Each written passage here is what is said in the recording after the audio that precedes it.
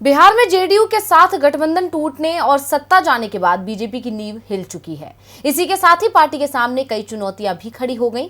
सबसे बड़ी चुनौती मिशन 2024 की अग्नि परीक्षा को पास करने की है, लेकिन सरकार गिरने के बाद ना तो उसके पास कोई चेहरा है और ना ही कोई कामयाबी। ऐसे में उसे हार का सामना करना पड़ सकता है। इसीलिए अमित शाह ने कमान संभालते हुए अभी से 2024 लोकसभा चुनाव की तैयारी तेज कर दी है। ये तैयारी बीजेपी पर ही भारी पड़ सकती है। कहते हैं जैसी करनी वैसी भरनी। बीजेपी को भी अब अपनी करनी का भुगतान करना पड़ रहा है।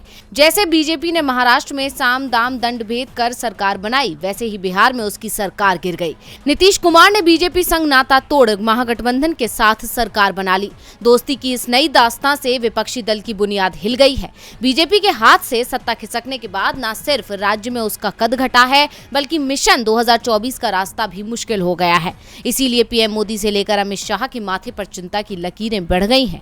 यही वजह है कि उन्होंने अभी से रणनीति बनाना शुरू कर दिया है। दरअसल राज्य में सत्ता जाने के बाद बीजेपी ने बैठक की, जिसमें केंद्रीय गृह मंत्री अमित शाह और पार्टी अध्यक्ष जेपी नड्डा ने जेडीयू के साथ गठबंधन टूटने के बाद के हालात और पार्टी की भावी रणनीति को लेकर राज्य के नेताओं से जानकारी हासिल की और आगामी लंबी लड़ाई को लेकर मंत्र भी दिए। सूत्रों के अनुसार केंद्रीय नेतृत्व ने स्पष्ट किया कि अब सीधी लड़ाई है और ज्यादा मेहनत करनी होगी। हमारे पास प्रधानमंत्री नरेंद्र मोदी का चेहरा है और उसको आगे लेकर हम पूरी ताकत से जनता के बीच जाएंगे। सूत्रों के अनुसार बैठक में बदलाव को लेकर भी संकेत मिले। इसमें प्रदेश अध्यक्ष और विधानमंडल के दोनों सदनों, विधानसभा और विधान परिषद में नेताओं का बदला जाना शामिल है।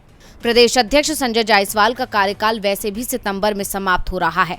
भावी रणनीति में अब नए युवा और तेज तर्रार नेताओं को आगे रखकर आगे बढ़ा जाएगा। अनुभवी नेताओं को जोड़कर के मजबूत टीम तैयार की जाएगी। इसमें सभी सामाजिक समीकरणों का भी व्यापक ध्यान रखा जाएगा। छोटे राजनीतिक दलों जिनका महत्वपूर्ण सामाजिक आधार, उनको साथ भी जोड़ा जाएगा। इसमें अगड़े पिछड़े, दलित, महादलित सभी को जोड़ने की रणनीति पर विशेष काम किया जाएगा।